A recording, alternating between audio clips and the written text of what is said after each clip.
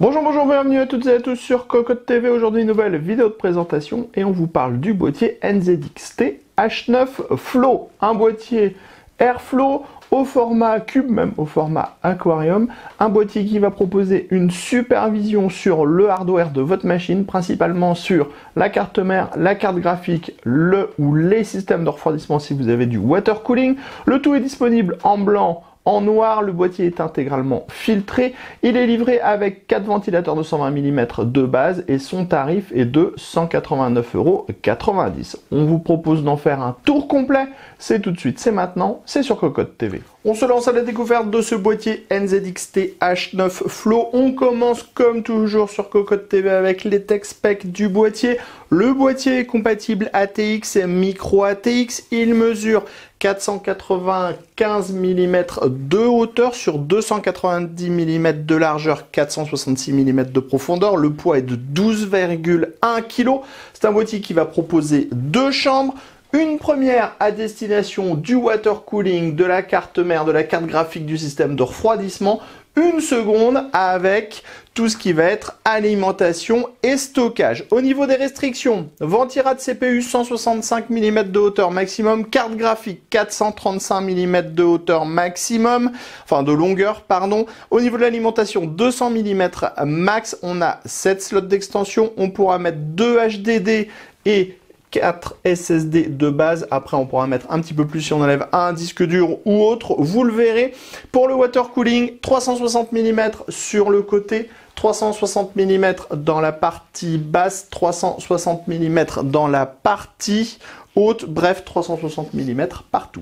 Les amis, avant de découvrir le reste de notre vidéo, on vous propose un petit peu de réclame pour GVG Mall, notre partenaire pour les clés Windows, un partenaire qui nous soutient depuis plus de 2 ans et on utilise très régulièrement les clés Windows pour nos machines. On utilise aussi les clés Office. Alors, comment ça fonctionne? On vous montre rapidement. Vous allez sur le site GVG Mall. Ici, vous tapez Windows 10. On prend l'exemple de Windows 10. Ensuite, hop, petite vidéo ici qui va vous expliquer comment ça fonctionne. Vous allez faire acheter maintenant sur cette fenêtre où vous allez avoir la licence Windows 10. Vous n'oubliez pas de mettre le code promo CVIP qui vous permet d'avoir la ristourne de Cocotland sur votre clé Windows. Ensuite, vous allez soumettre la commande. Vous allez arriver sur la page de paiement. Sur la page de paiement, vous pouvez le voir, vous avez tous les moyens de paiement qui sont disponibles, que ce soit par de la carte bleue, par PayPal, par tout ce que vous voulez. Vous allez faire payer maintenant. Ensuite, une fois que vous aurez payé votre licence, vous allez avoir à l'intérieur de votre panier votre clé Windows qui va apparaître. Et là, il suffit juste de copier votre clé Windows et de la mettre sur votre produit Windows 10 pour pouvoir tout simplement activer votre Windows et utiliser pleinement votre licence Windows 10. Donc, vous avez vu, 40 secondes à peu près et le tour est joué pour avoir une licence officielle pour votre PC. Au niveau du style, pas grand chose à dire sur ce NZXT H9 Flow. C'est un très bel aquarium pour les composants. Alors, ce qui va faire la différence avec la concurrence, ce sont les finitions. Par exemple, ici, les 2 panneaux en verre trempé sont biseautés. C'est pas un panneau qui est plus grand et l'autre qui vient se mettre derrière. Donc, on a une jonction qui est absolument parfaite. Les finitions sont absolument impeccables sur ce boîtier. Tous les blancs sont absolument les mêmes, que ce soit ici, sur le bord du panneau en verre trempé, au niveau des pieds, jolie harmonie. Et on va retrouver également le même perçage sur tout le boîtier avec des trous qui sont relativement gros. Sur la face avant, on va avoir un panneau en verre trempé avec des pourtours qui sont peints pour faire le raccord avec les pourtours peints du panneau de gauche. Ici, on va retrouver un logo NZXT qui est gravé sur le verre trempé. Sur le côté gauche, on a le panneau en verre trempé avec une ouverture facile, une petite vis à main derrière, on déclipse et ça ouvre le panneau. On retrouve le même système d'ouverture sur la partie droite. Enfin, dans le bas, on retrouve les pieds en plastique. Sur le côté droit maintenant, on retrouve la même taille de panneau que sur le côté gauche, mais cette fois on est sur un panneau en acier avec des larges trous. C'est filtré par derrière comme on peut le voir et le système d'ouverture est le même. On retire la vis à main, on prend le panneau, on tire comme ceci et ça va permettre d'ouvrir le panneau et d'accéder à l'arrière du boîtier. Ici on aura accès au filtre amovible, donc qui est aimanté, qui est un très grand filtre. Et vous voyez, ça sera facile de le nettoyer. On retrouve vraiment une bonne fonctionnalité. Voilà, attendez, il faut juste réussir à remettre en place en clipsant tous les petits aimants. Voilà, comme ceci. Et pour remettre le tout en place, c'est pas compliqué. On remet dans les petits taquets. Bon, bien sûr, je ne vais pas y arriver maintenant que je fais la vidéo. Alors, attendez, hop. On se met dans les petits taquets. On est bon. Non, on n'est toujours pas. Voilà. On vient clipser et c'est remis en place. On continue à l'arrière où on voit bien le panneau ici très aéré, ici de la hauteur, ici l'emplacement à destination de l'alimentation 200 mm maximum. Ici on a les points d'ancrage pour la cage HDD qui pourra contenir 2 disques durs ou 2 SSD. Ici on trouve le ventilateur 220 mm, le même que ceux qui sont à l'avant. On a l'emplacement pour la plaque IO-Shield de la carte mère et ici on a 7 slots d'extension avec des caches pleins mais non soudé, le tout sur un cadre frameless. On continue au-dessus du boîtier avec ici le panneau de contrôle avec le power on qui s'illuminera en blanc, les deux USB 3.0, l'USB type C, l'entrée-sortie audio. Après on retrouve de nouveau le perçage avec des gros trous, le tout est filtré par en dessous. On va pouvoir démonter la partie haute, tout simplement en la déclipsant. Comme tous les autres panneaux, on trouve en dessous une grille qui est compatible 3 x 120 mm, 2 x 140 mm. On pourra mettre du 3 x 120 mm, 3 x 140 mm. On pourra mettre du radiateur de water cooling en 2,80, 3,60 mm. Il est à noter que si vous démontez les vis à main ici,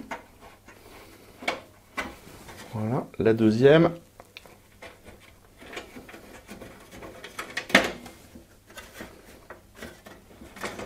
Hop, on peut démonter tout le top. Donc si par exemple vous ne voulez pas mettre de ventilateur, gagner un petit peu de poids, vous pouvez le faire. Si vous voulez monter vos ventilateurs facilement à l'intérieur du boîtier, il suffit de retirer le support. On termine sous le H9 Flow. On a dit une petite bêtise il y a 2 minutes en vous parlant de la grille. Elle est compatible 2 x 140 mm, 3 x 120 mm. Comme la grille ici, qui est protégée par ce filtre amovible, donc 3 x 120 mm ou 2 x 140 mm. Pour le water cooling, 280, 360 mm, comme pour la grille supérieure. On trouve également les 4 pieds avec des gros rubber bien épais. Les pieds sont exactement de la même couleur que tous les autres éléments en blanc et on va également avoir les différents dispositifs qui vont permettre de mettre les colliers en interne. On passe à l'intérieur de notre boîtier. On est sur un boîtier qui est donc compatible ATX avec ce plateau de carte mère qui ressort du fond du boîtier, qui propose un large accès backplate, un grand passage dans la partie haute, un second grand passage dans la partie haute. On va avoir également un passage sur la partie droite avec un cache en acier.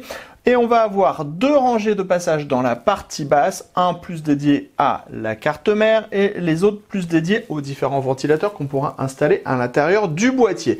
Sur la partie droite, vous le voyez, ce boîtier est livré avec 3 ventilateurs de 120 mm. On pourra mettre du radiateur de water cooling en 360 mm maximum dans ces emplacements. Il n'y a pas de compatibilité avec le 140 mm. On va passer dans la partie basse du boîtier. Ici, où on trouve également une grille qui est compatible 3 x 120 mm ou 2 x 140 mm. Pour le water cooling, on sera sur du 360-280 mm maximum et le tout sera filtré par en dessous. On passe maintenant à la partie arrière avec un ventilateur de 120 mm, le même que ce qu'on trouve à l'avant. On a l'emplacement pour la plaque IO-Shield de la carte mère et on va retrouver 7 slots d'extension avec des caches non ajourées mais qui ne sont pas soudées. Le tout sur un cadre frameless qui devrait permettre de pouvoir installer un dispositif pour installer un riser et des cartes à 90 degrés. On passe maintenant dans la partie haute. Dans la partie haute, on va retrouver une grande grille. Alors attendez, je baisse encore un tout petit peu. Hop, voilà, comme ceci, on va retrouver une grande grille qui est compatible, comme la grille du bas, 3 fois 120 mm ou 2 fois 140 mm. C'est filtré par au-dessus. L'emplacement est totalement extrudé. Et pour le water cooling, on pourra mettre du 280 ou du 360 mm.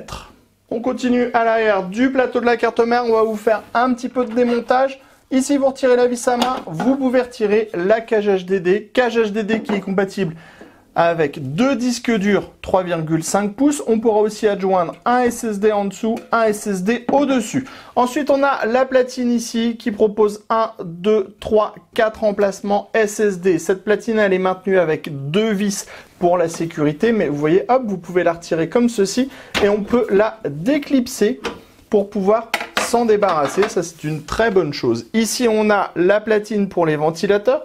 Là aussi, vous allez le voir, on a des vis à main que j'ai un peu trop resserré.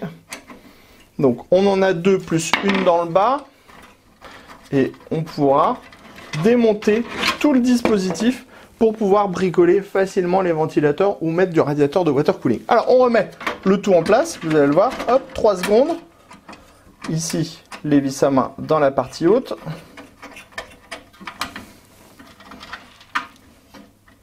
Voilà. Dans la partie basse pour sécuriser. Et on a réinstallé. Sur cette grille, on pourra mettre du radiateur de water cooling en 360 mm comme on le disait. On a des petits passages partout pour les câbles des ventilateurs. Ici, on a une première gouttière, un premier dispositif avec des scratchs pour pouvoir faire une organisation des câbles facile et tranquille. Si on passe dans le fond du boîtier, ici on a une grosse goulotte avec là aussi des systèmes de scratch pour organiser les câbles facilement. Ici dans la partie haute, on a également des scratchs. Ici on va retrouver en fait le support à destination de l'alimentation et dans la partie basse, on va avoir plein de dispositifs pour mettre des colliers pour pouvoir tout simplement organiser les câbles. Pour remettre la platine supérieure, vous le voyez, hop, on clipse, on pousse, on prend le tournevis, on sécurise le tout avec la petite vis en bas, la petite vis en haut. Voilà, la platine ne bouge plus. Et pour la platine HDD SSD, c'est tout aussi simple. On vient la mettre sur le bord. On a des dispositifs, on la pousse et après avec la vis à main, on vient tout simplement sécuriser la fixation et on est bon et ça bouge plus. On passe maintenant à l'intérieur de notre boîtier H9 Flow avec la configuration montée à l'intérieur de ce dernier. Comme vous pouvez le voir, c'est ultra méga propre, tout simplement parce qu'on a en fait une sorte de bloc qui ressort du fond du boîtier avec le support pour installer la carte mère, la carte graphique. On a le grand cache qui va permettre de faire sortir les câbles en dissimulant une grande partie du câble. Et comme on a eu des petits câbles gainés noirs et blancs, ça vient encore plus trancher avec le reste du boîtier. Bref, c'est vraiment ultra propre. Cela est rendu possible grâce au très bon cable management qu'on retrouve à l'arrière du boîtier. On va vous en parler dans quelques instants. Toutefois, on a une petite note à faire à NZXT. On aurait adoré avoir des caches en caoutchouc aux endroits où on pouvait voir l'arrière du boîtier, des caches en caoutchouc noir, histoire de trancher, de faire les petits rappels sur la visserie pour qu'on ait un résultat qui soit encore plus propre. Vous le voyez en tout cas, si vous optez pour du gros water cooling, que ce soit dans cette partie-là ou même dans la partie basse, vous ne manquerez pas de place, même la partie haute, il y a un espace colossal à l'intérieur du boîtier pour pouvoir vraiment mettre en avant le water cooling et les composants les plus importants du PC, savoir la carte mère, votre système de refroidissement, votre carte graphique. À l'arrière, c'est tout aussi propre que de l'autre côté. Pourquoi? Parce qu'on va avoir tous les systèmes de scratch qui vont être derrière cette platine. Donc déjà, ça va être dissimulé. On va pouvoir regrouper facilement les câbles et en cacher une grande partie. Alors vous noterez qu'on n'a pas mis la cage HDD parce qu'on n'en avait pas besoin. Donc ça permet de libérer de l'espace dans le bas. Mais vous voyez, on n'a même pas de câble qui passe. Ici, on a les 3 ventilateurs qui vont être en aspiration, qui vont aspirer l'air via la grande grille qui est filtrée. Ici, on a la platine SSD qu'on peut ouvrir, elle est clipsée, on met des petites vis pour sécuriser le tout et ça permet d'accéder après à l'intérieur du boîtier. Alors bien sûr, nous on utilise un adaptateur pour pouvoir alimenter tous nos ventilateurs d'un coup. Vous le voyez, on a la grande arête centrale ici avec les dispositifs, les scratchs plus la goulotte en plastique. Donc là, on a également des scratchs dans la partie haute. Donc nos câbles 8 pins CPU, même avec les rallonges, passent dans la partie haute, redescendent au centre, retournent à l'alimentation. Pareil pour le 24 brochette X qui descend le long ici, qui remonte sur le côté, rejoint la rallonge qui est elle-même fixée sur le fond du boîtier. Et ça repart à l'intérieur du boîtier de la carte mère. Et c'est la même chose pour absolument tous les câbles. Et quand on referme, vous voyez, c'est ultra propre.